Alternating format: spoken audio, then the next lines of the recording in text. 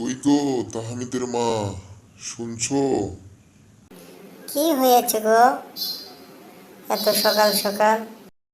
তুমি কি সংসারের কোনো খোঁজ খবর রাখো? পশ্চিম পাড়ার মিলন আজও আমাদের জমিনের অনেকটা বাছুর কেড়ে ফেলেছে। এভাবে দিন দিন কাটলে তো আমাদের জমির বাছুরটা অনেক ছোট হয়ে যাবে। সেদিন মাস্টার চাচার বাসায় গিয়েছিলাম, গিয়ে দেখি মাস্টার চাচা বাসায় নাই, শুধু চাচি ছিল। তাই পরে মাস্টার চাচার সাথে দেখা না হয় চাচিকে বিষয়টা খুলে বললাম, কিন্তু চাচি বললো কি না বললো তা তো আর জানা হলো না। আজ একবার যাই দেখি চাচা বাসায় আছে কিনা। তুমি যা ভালো মনে করো তাই করো। আমি মাস্টার চাচার বাসায় গেলাম, তাহমিদ আসলে ও তাহমিদ বাবুকে খাবার দিও।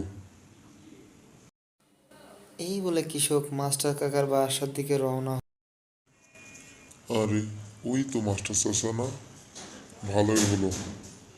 রাস্তাতে মাস্টার চাচার সাথে দেখা হয়ে অনেক ভালো হলো, কষ্ট করে আর বাসায় যেতে হবে না। আসসালামু আলাইকুম মাস্টার চাচা, কেমন আছেন? আমি আপনার কাছে যাচ্ছিলাম। ওয়ালাইকুম আসসালাম। তা বাবা, কি মনে করে আমার কাছে যাচ্ছিলে? চাচা, চাচি কি আপনাকে কিছু বলেনি? না তো বাবা, তোমার চাচি তো আমাকে তেমন কিছু বলেনি। কেন, কি হয়েছে? চাচা, আমার জমির পাশের জমিটা আপনি পশ্চিম পাড়ার মিলনকে বর্গা দিয়েছেন না? ওই জমিটা মিলন প্রায় প্রায় বাতুর কেটে বড় করে। এই বিষয়ে আমি আপনাকে জানাতে চেয়েছিলাম। আপনার বাসায় গিয়েছিলাম, গিয়ে দেখি আপনি নাই। পরে বিষয়টা চাচিকে বললাম। তো আজকে আবার মিলন অনেকটা পাথর কেটে ফেলেছে।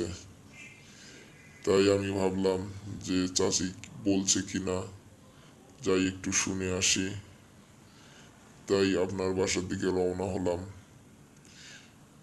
পথে আপনার দেখা।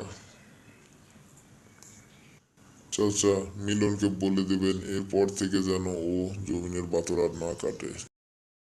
চাচা, এই আমি বলে দিলুম, যদি এরপর মিলন জমির বাতর কাটে তাহলে মিলনের সাথে অনেক বড় ঝামেলা। হবে